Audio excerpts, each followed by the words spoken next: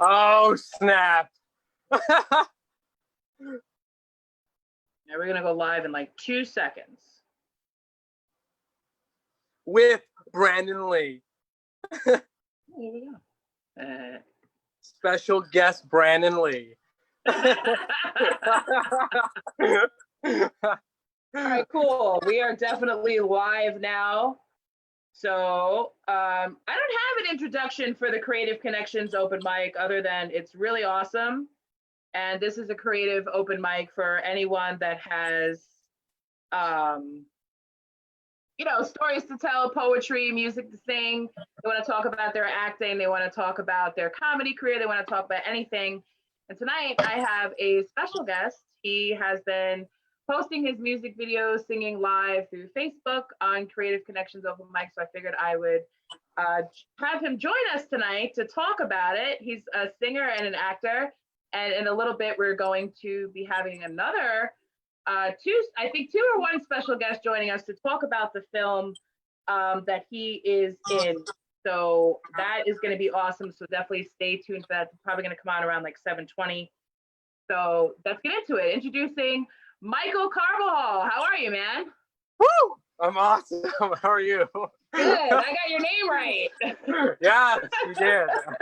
You're like the only person that got it right. I was trying to figure it out all day. I'm really not, like, in my old age, I'm not good with names, but I know you that say your old age. My old age, yeah. I'm 18. Yeah, you're not that old. I'm getting up there. But I just want to tell everybody how we met because it was really funny. I used to go in to get coffee all the time. It sounds like one of those like stories. Oh, I went to go get coffee. And I saw your name tag and it said Draven. And I am a huge Crow fan. And I said, if I ever had a son, I was going to name him Micheal Draven. And there you were. It's some sort of like parallel universe. And I was like, wow, your mom is so awesome. She named you Draven because that's not a name that you hear all the time. That's, it's Eric Draven from The Crow.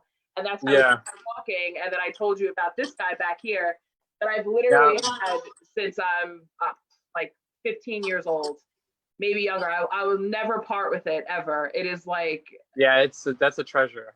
It is. I got it in Tri-County Flea Market. It's actually a clock. The clock part, the clock part's here. The clock never actually worked. I think I put a battery in it and it never worked. So I never used it as that, but it's always been there. And I've always had, as a tribute to a friend of mine that passed away when I was 15. So I'll never part with it. It's one of those things that will just always be there. Never. It has to be passed down generation. But if I die, this is my living will on Creative Connections open mic. You can have it, man. You can have it. But that is mine. She told me online that is mine. Yes. There is physical proof. Exactly. Physical proof. This is being recorded. It's live on Facebook. It's all here. So that's totally awesome. You like to sing? I love to sing. And you sing music from my generation. And how did that happen? How did that? I was influenced by, I would, I guess, use your words, music from your generation. And yeah, I don't know. My mom really wasn't into that music.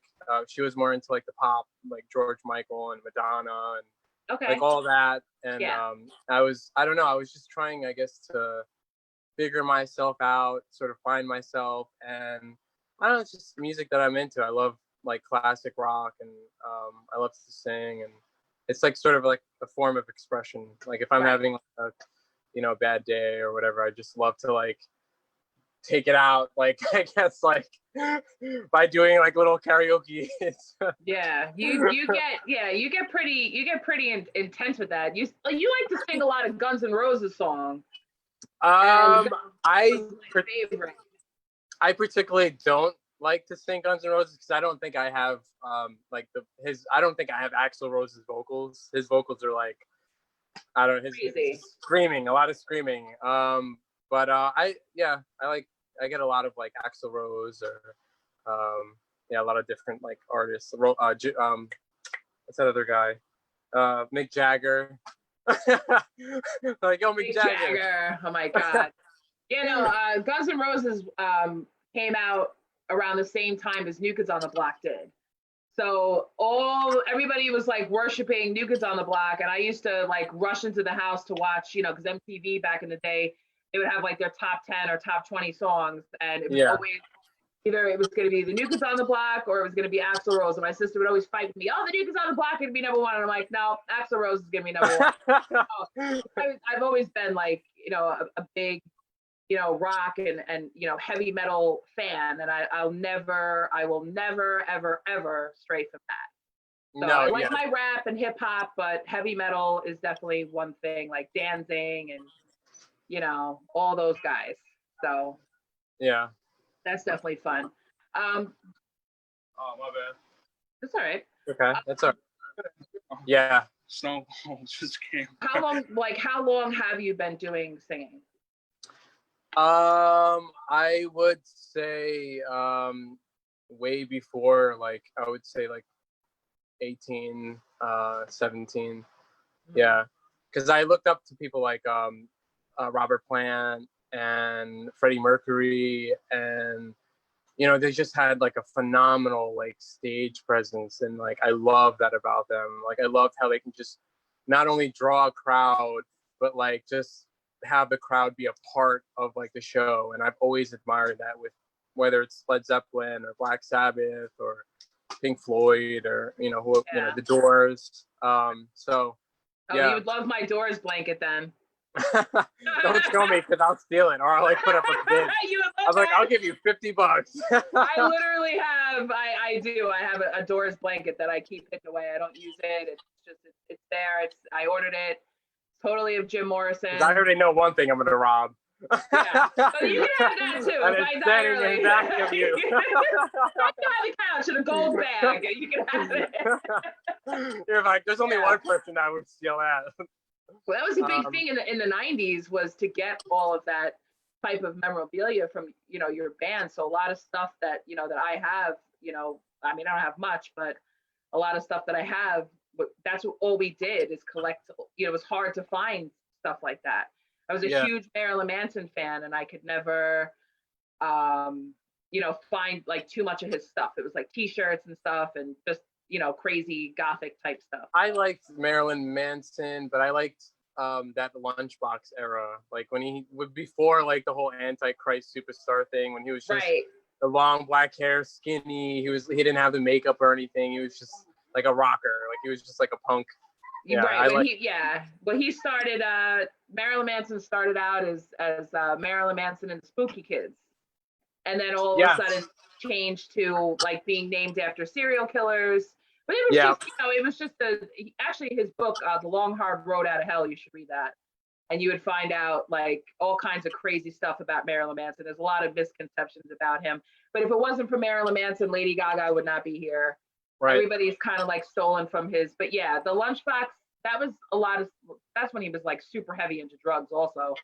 But Antichrist Superstar is definitely one of my favorite albums, because that's what put him on the map. Right next to Pumpkins and all those guys. Melancholy and the Infinite Sadness was probably one of the greatest albums of. I admired him too, because he had like guts. Like he didn't give like nothing. Like he would just rip up Bibles and throw them into the crowd. Well, he did. And like just like not care. Like I was just wow, like that is like. He did a lot of stuff, and that's what's funny in the book, because there's like 15 or 20 pages of like complaints about Marilyn Manson, that like, oh, he had sex with a goat, or he took his rib out, and there's all kinds of stuff. And if you were to talk, I would love to like actually meet him and talk to him today, and see like he survived all of that. There was all these videos, and they used to beat them up and call them faggots behind stage, and it was really, it was hard for him to really. But Twiggy is my favorite, and I got to see Marilyn Manson 3 times. The last time I saw him, he was with oh my god, I can't think of the name. He was I always forget the name of the band. I'll think of it, but I saw him in New Jersey, and he had this huge chair on the stage, and it was just just classic Marilyn Manson, and it was a really great time. It was really, really awesome. I remember when he came, I think, to the Paramount, and like the gun thing like fell on him. He had like 2 like Yeah. Yeah, it was like, yeah, I was like, what? Pete Steele is also my favorite. I Oh don't know. my God, typo negative. Pete Steele. Yeah. That's who I saw him with. It was Marilyn Manson and Slayer. And then I saw Typo Negative twice. And I got to see them right before he died, but I saw him at the Starland Ballroom, I think in New Jersey. I Sweet. saw Typo Negative was the last time that I ever saw him. It was an unbelievable show. It was crazy. That show was absolutely crazy. He's like I love Pete Steele. Yeah, I'm gonna get I a tattoo love of him right on my arm. I love him. Yeah. Yeah. So that's awesome. So do you ever see yourself actually like performing live on stage? Hi, everybody watching. Hello, am I ignoring you? Hello. Yeah, I definitely see myself on stage performing and I mean I yeah when I was like 17 or 18 and I would used to like watch videos of these people, I was just mesmerized because that was like something that I wanted to do. And I'm like 27 going 28 and it's something that I still want to do, something I have a passion for, something that I think I'm committed to, and I love it. I love entertaining people. I love putting like a smile on somebody's face. I did it once in Brooklyn. Me and two friends of mine, Alex and Matthew, we went to Brooklyn to do an open mic, and I was nervous because it wasn't just me singing; it was me playing the guitar and actually like getting down to a song. And I played Iggy Pop, I Want to Be Your Dog, and that was like the best. Yeah, that was like the best night of my life. I loved it. Well, guess what? You know my friend Olivia London. Yes, I do. Yes, right, I do. yes. We're neighbors. She actually lives on my property, okay? She lives right behind me. We chill every night. And the two of us come together to do shows. And, she does a lot of singing and stuff like that. So I'm going to throw your ass up there. It's going to happen. Yeah. I like to mix up. She joins my lives, I got to say, every time I go on. And if she's at work, she'll be like, this is awesome. I'm at work, but I'll be right back. I'm going to stay tuned for this. I'm like, yeah, definitely. So, I mean, they're going to log on in a few minutes. And we're going to talk about that. Yeah, that's an awesome poster. Yes. I am. What is interficient? Huh? How is it pronounced? Interficient? Interficiente. Okay, yeah, no. You got that, brother. Interficiente. It's directed by Guillermo Pabon. And he's a phenomenal script writer. It's twisted stuff, and I love it. And she's the co-star, or the other main actress, Helena Simon. And we've been trying to get this done for ages. How long did it take? I think we talked about this. We still have a little bit more to do. I think like a couple more scenes or something like that. But I mean, there's other things that have to be done. But we're hoping that this will be released, and it's going to the Sundance Film Festival. Nice. And it's been a long. It is a long journey ride, and it has been an experience, especially with me, because I've always been a lover of music, and I've always been wanting to be that sort of entertainer, more as like not so much an actor. But when I was in middle school, I think from middle school, and then when I reached high school, I think sophomore year, that's when I was like, I want to be a musician, I want to be a singer, and but I wanted to be an actor. I looked up to Jim Carrey, and he was like my favorite. I love Jim Carrey. I love all of his movies. I love his facial expressions and everything. And so I wanted to be like him. And then it was funny how me and the director met, because we met at the same place that me and you met. I can see it happening. You even met the bagel guy. I remember the bagel guy. Yeah. Picture. He got on like some comedy show that somebody put him on a comedy show, and I was like, Oh my God! Like there's this guy. He's just getting all over Long Island. I was Asshole. I think I was doing the cooler or something, and I actually was watching before I went to work. I was watching a video of him, and I was just like, "Wow, who is this guy? Like, he has like so much like popularity and everything." And he went into 7-Eleven and he treated me like trash, and he treated my brother better than me, because I was like, "Hey, can I get a quick picture with you?" And he just made like the disgusting face. He was like, and my brother took a picture with him, and he was like all happy. He was like, and I was That's like, your "Wow, brother?" really?" Yeah. That's my brother. That he used to work there, but he punched somebody in the face. Oh no! I can see it. I can totally see. I can see it. I can totally see that. I was like, "Whoa!" Oh my God! Why though? Why? People. I mean, I love. I wouldn't say I love people, but I mean, I love like interacting with different people, and it's really cool. But there's certain people that sort of are miserable and sort of want to make you miserable and suck out the good energy that you have, just because they have nothing but negative energy. So I think he just was having a bad day, and the guy was giving him a hard time, and long story short, he took action, and there we go. There's a lot of tension going on in the world right now, so I can imagine that people are sort of feeling like Yeah. crazy. Yeah. Where there's a lot of tension and stuff like that. So I mean, I'm hoping that William is going to log on soon. It's like 7:22, because I want to talk more about the film. Yeah. William, if you can hear us, is he there? log on, man. How did you get that? Yeah, he's watching. How did you ultimately end up getting that role? What character did you play? It's quite it's a funny story. We are actually talking about this today. I actually didn't have the Helena. Hey! Almost there. Okay, done. There you are. Hello. We actually just started talking about. I was asking him I was asking Michael how everybody got their roles. So we'll let him tell, and then you can tell. But this is Helena Simon. She's an actress. And it will be, how do you say it? I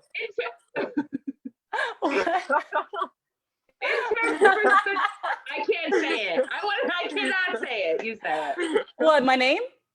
No, the name of the movie. I cannot do it. Oh, Interficiente.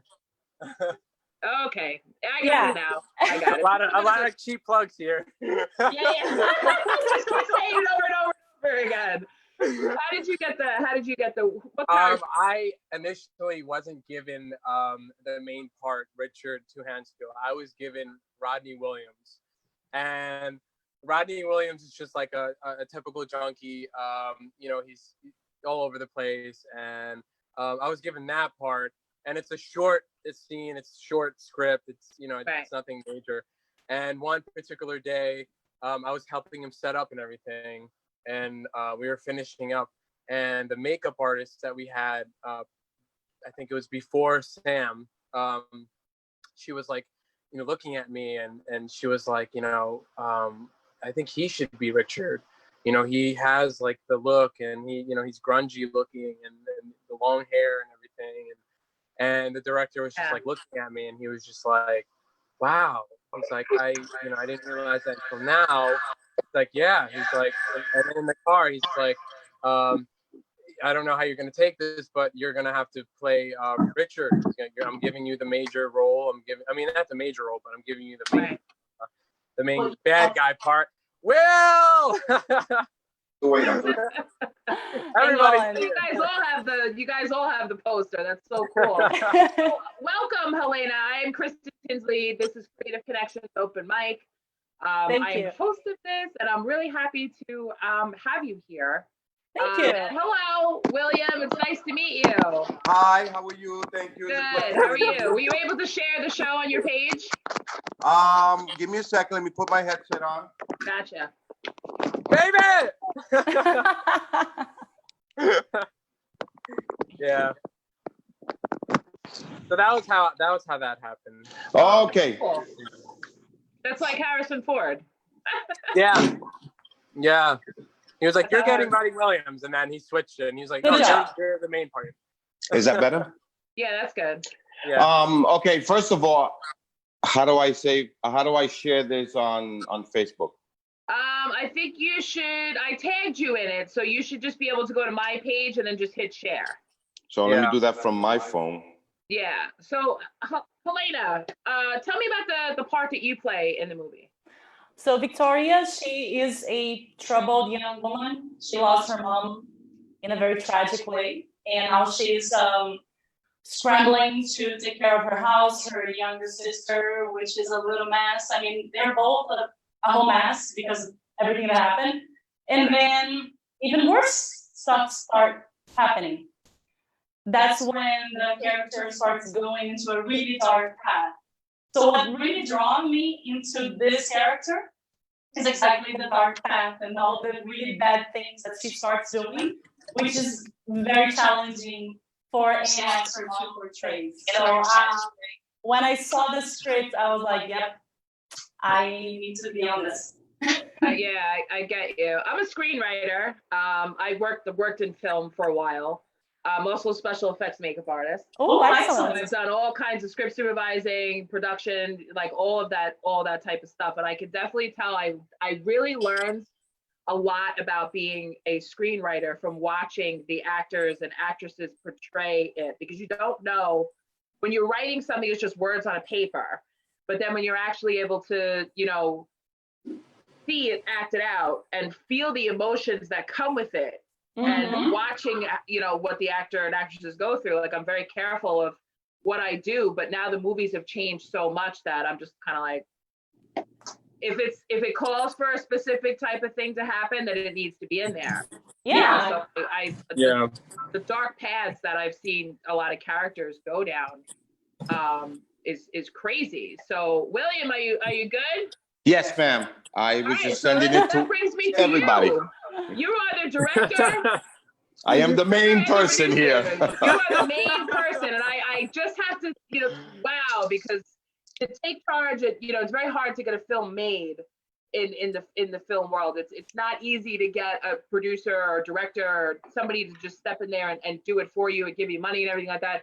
So I find now that there's a lot of people that are just taking the bull by the horns and just, I'm going to do this myself because I believe in my movie that much. And that's very admirable. So that's awesome. Thank you. And you can actually do that today, simply because technology allows you to do so. Yeah. Whereas before, wait, let me turn down the headset. There you go. Whereas before, in order for you to do something like that or make a film or something, you had to purchase this incredibly expensive equipment. It was Whereas a nightmare. today, a simple DSL camera, your iPhone, Yeah. you can create any story, any film. And if you have the passion and the drive, go out and do it. And you can put it up there, because when I used to like take films. I used to work for this company called B-Side Entertainment, and I used to watch films that people would submit to be put on their slate. And if it didn't have that film quality, they didn't want it.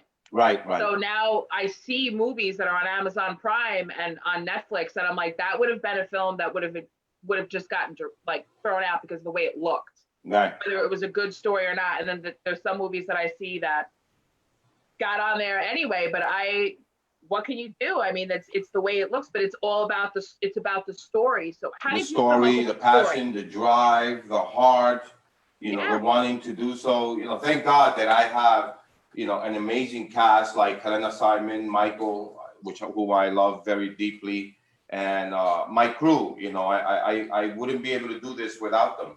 Right. How did you come up with the story? Do you want to tell us a little bit about the story? You kind of want to like keep it. You don't have to. I'll say just a little bit. A friend of mine and I wrote this story about 7 years ago. And through the years, I've tweaked it and made it stronger, made it more dramatic. It's nothing of a personal experience or anything like that. It's just a dramatic story where I think that the beginning and the ending will actually touch a lot of individuals. It's very entertaining, very scary, very dramatic. So that's about all I can say about it, you know. Right. Don't say anything else. Yeah, because Yeah. I definitely want to watch it. When is it going to be released and where? Oh my God. This is wow, this is 5 years in the making. This short film is 5 years in the making, for crying out loud. I'm worse than Stanley Kubrick. Okay, we're not gonna go Stanley Kubrick. Come on, man. Who's better with them like I don't care that Shyamalan? your hair's Come on. falling out. Let's go. Come on.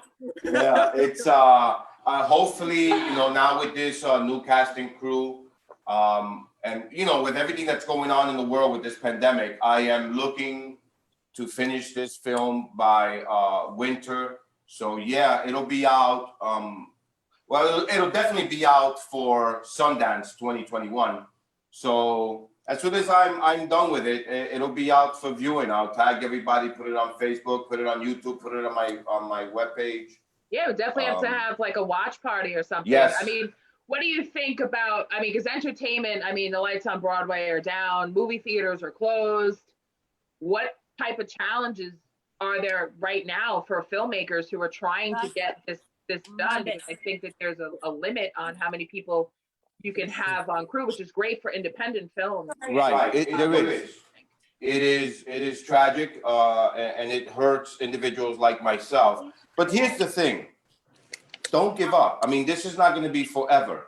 Right. Just keep doing it. At some point, this will be over. Finish your film as safely as you can, and at some point in time, you'll get it out there. Even if you make it and put it on YouTube, I'm sure that with everything that's going on, several film festivals will be running. Enter it in film festivals. Just get it out there. Just let people know what you're doing. That you're doing something. YouTube's, Instagram, Facebook. Just get it out there.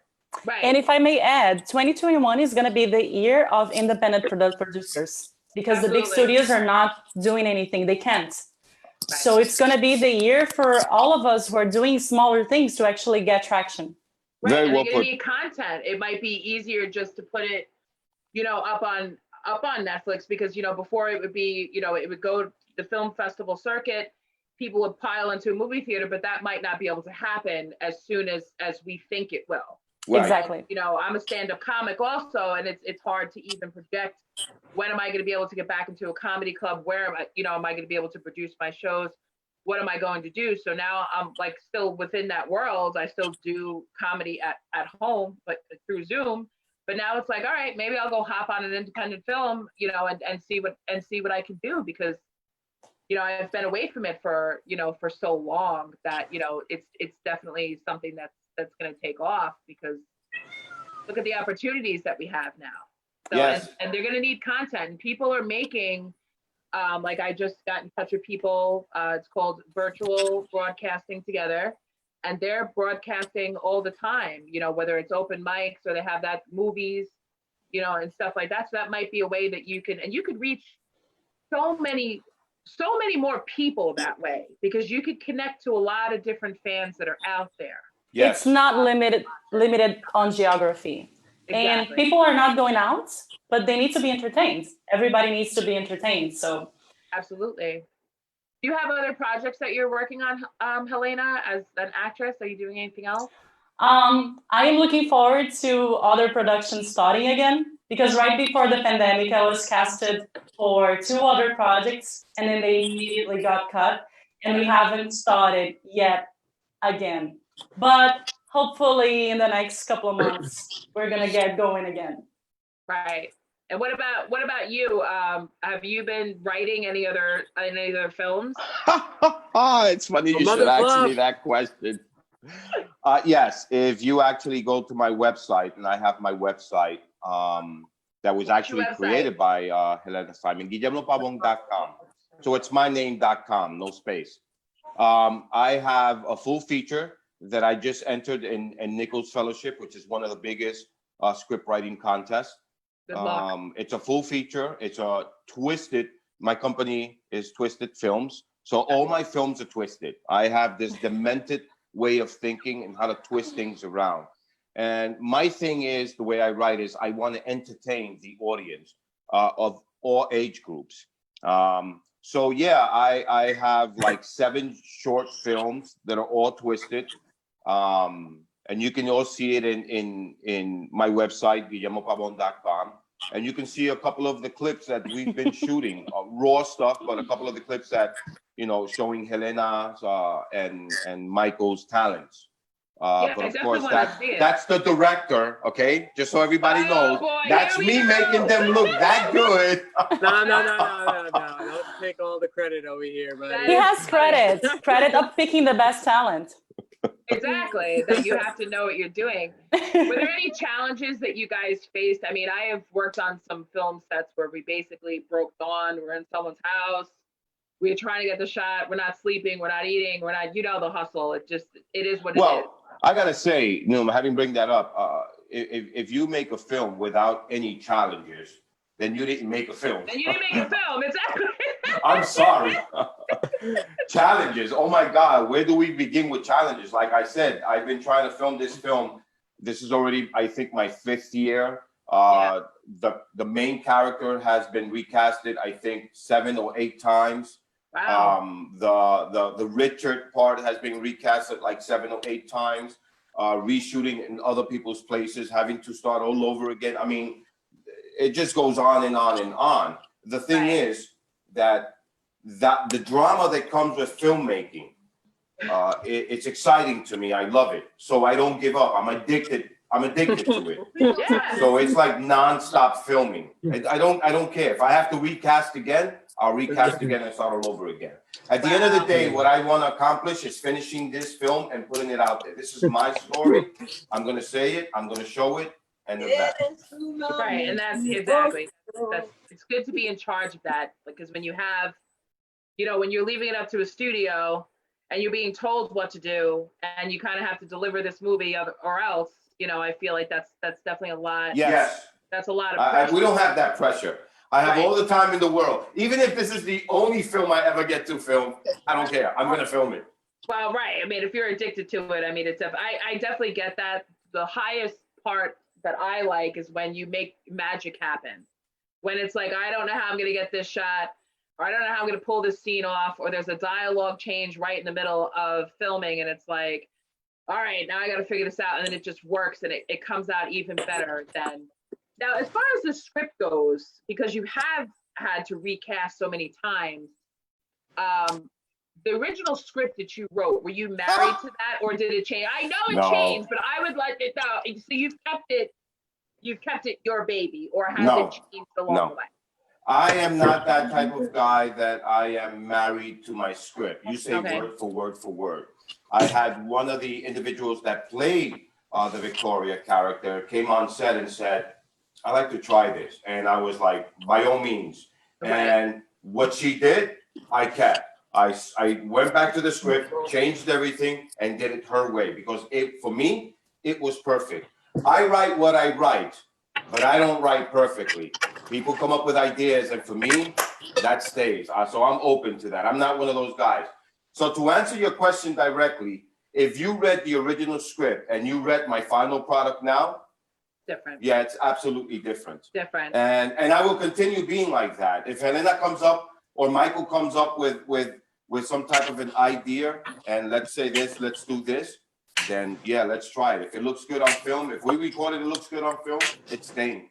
Right, it stays. Yeah, I used to read scripts for a lot of different producers and literary companies and stuff. Read thousands and thousands of screenplays, and there was always an emphasis on, you know, I would tell people, like, if you have a good idea, write it decently, because what you try to sell to somebody is not going to be the same as what ends up on film. Right. And I don't think that a lot of writers understand that. Is what, you know, if you're not producing your own script, you don't really have control over it. So they're just basically taking the first 5 pages of your script and then flipping it and make it into something that they can sell for themselves. You know, where it's, you know, I've seen a lot of different good ideas come across and it gets flipped around and then it gets, you know, remarketed as something else. So be very careful. You know, whatever it takes to win. Yeah. You know, definitely. So yeah, that's how I am. And thank God I've been that way, because God forbid, I'm married to my script. It may not be the most exciting thing there is. Right. So everybody's idea is very valuable as an end product. Right. Because my entire thing is, I need to win. I need to be entertaining, and Right. it's a collaboration of everybody's thoughts and ideas and putting it Talent, together. yeah. And now that you said that you've read so many scripts and for literary agencies, we're going to talk, because I need a literary agent, and I expect you now to read my corrupt men and the short films and get your feedback on that. Yeah, I'm like a script doctor. I had a very famous writer as a mentor, which I will not say who it was.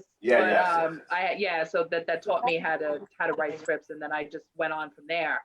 But I definitely know my chops in that game. But yeah, I definitely don't mind ever taking a look at a script. I love it. That's one of my favorite things that I love to do. Yeah, and I mean, I know I'm on Facebook Live, and I wanna say to everyone who's read my script, and oh my God, it's been a lot. And I've gotten so much incredible feedback. It made me feel so good and so happy about myself. But I know that sometimes people pat you in the back just to be supportive, and I don't need the support, right? What I need is the real criticism. One lady came up to me and said, what you wrote is amazing, but I think you made a mistake on this part by introducing this character a little too early. And when I went back and read it, she was right.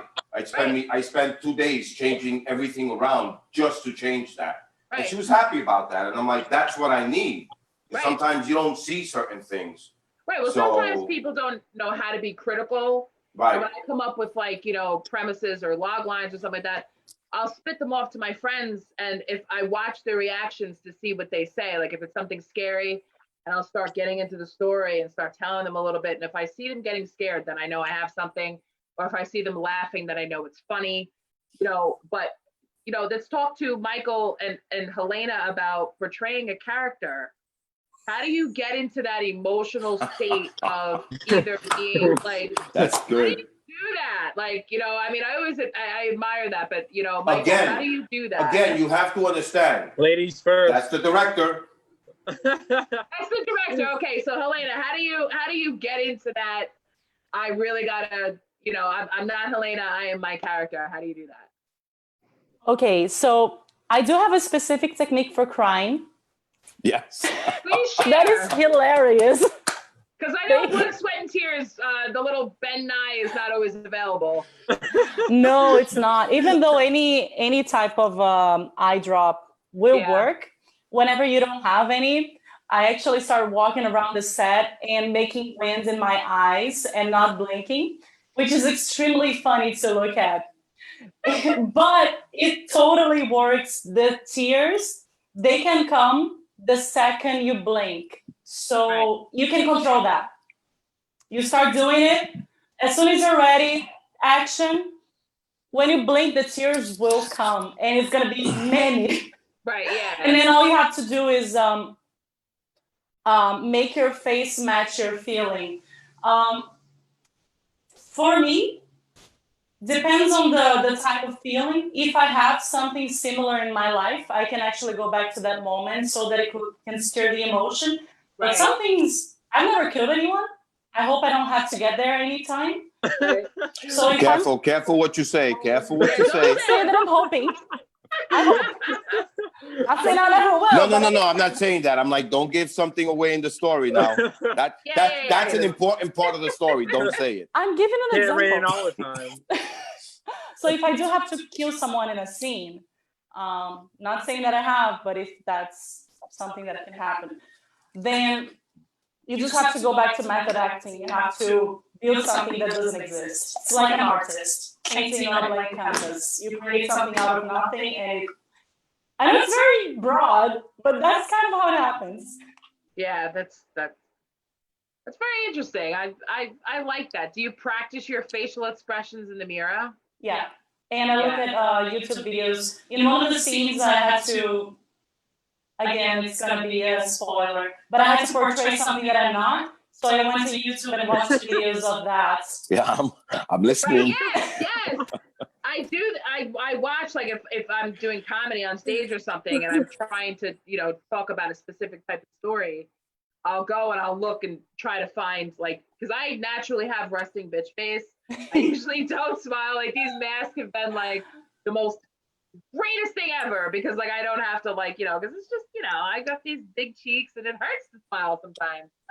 So it just does. So it's like, I have to consciously be very aware of, like, what type of facial expressions are, otherwise people can kill you. But yeah, and anything can be learned. Yeah. Just practice it enough. Yeah, exactly. I practice all kinds of, So Michael, what about you? I think everybody's experience is different. Like Helena has hers. I think every actress and actor has a different method or a different approach to a certain role or something that they have to really dive into.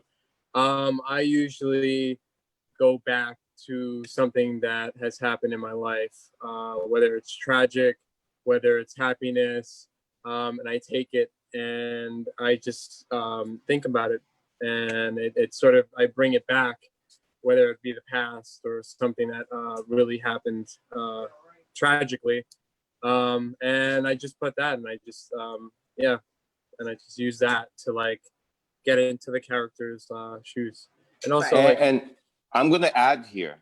Now, with I don't want to take away from Helena because, as everybody will see, Helena is an amazing actress. I don't see Helena not getting far in this industry.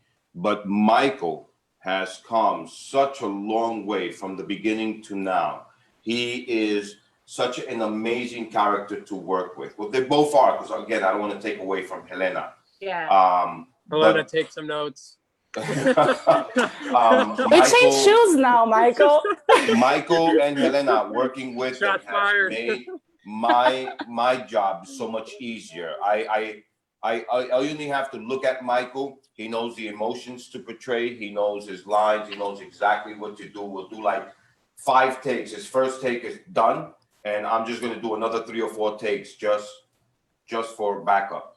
I mean, Micheal has gotten that good. So anyone who's watching this and is in the same business, having Helena and Micheal on set is nothing but a blessing. Thank God. Oh, Good. That's amazing. I like to hear that. I've always hated, like, hearing stories about, oh, this one's a nightmare on set, or this one's this one's that. It's like, well, that's what happens, and this is why we've recast it so many times. But I think I've been blessed with. I mean, I can't tell you. Micheal and I have been through several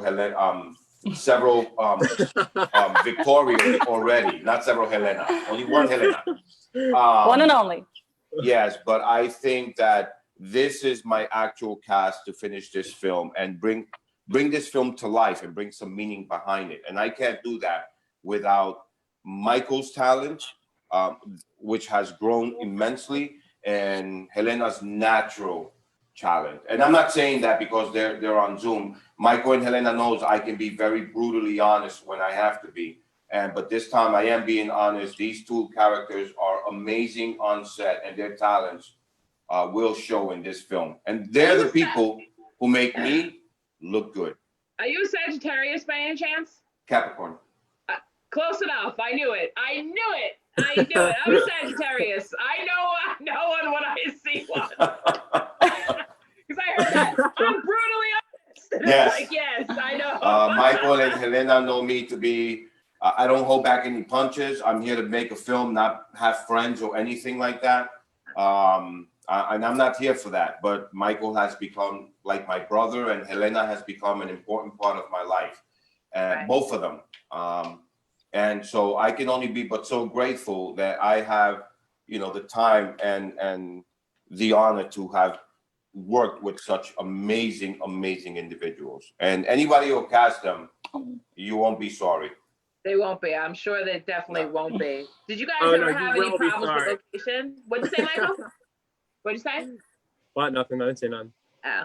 Did you have any problems with locations or anything like that? Because I know sometimes location can change or Yes. I mean, you know, from start to beginning, everything's a problem. Money, location, equipment, you know, everything becomes a problem. But the good thing is how you overcome those problems. Right. Okay, that's what you have to do. Nothing's a problem. Okay, they're just answer to situations, and that is it. And that's what I've tried to. The one character didn't work, let's go for another one. Second character didn't work, let's go for another. This location didn't work, no problem. Nobody break through. Let's look for another location. I like And that. so far, that's how we've been operating for the last 5 years in this short film. What was the funding like? Did you do like a crowdsource funding? Did you do like a GoFundMe, or how did No, you? no. This is all out of my pocket. Wow. Traveling, food, whatever I can do for you know the actors and crew. Yeah, I take care of everything. Do that. That's great, because I feel like it's tough to rely on, you know, the crowd or, you know, whatever it is, although it's been done before and that was a genius idea at some point, but now it's kind of a little iffy with that. So this is going to be really cool. I'm actually really excited to see this. We all are. I'm a big fan of these types of movies, and, you know, I'm getting bored with what they have on Netflix, because I'm like, every single like horror movie or suspense or mystery movie seems to follow the same plot. I feel like our movie is gonna like end like Interficiente is gonna be like ending up on like Lifetime. Yeah, no. It's something very different. I've read a lot of scripts and I've seen a lot of movies. I'm going to sit here and honestly say that I think I have something that's different and original. I think the cast can agree to that, or whoever reads the script will agree to that. It's different. It's original.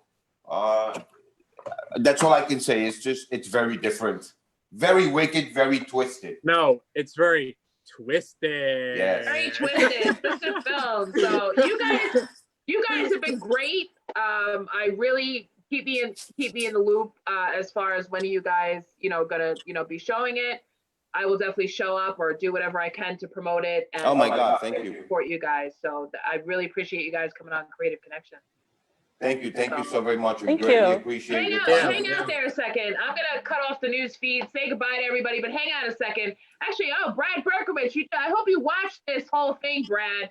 Actually I took a book that Brad Berkowitz wrote called the 21st Century Guide to Bachelorhood, and I transferred it and made it into a screenplay. So we're working on trying to get that shot, but that's a comedy, so that's not in your realm.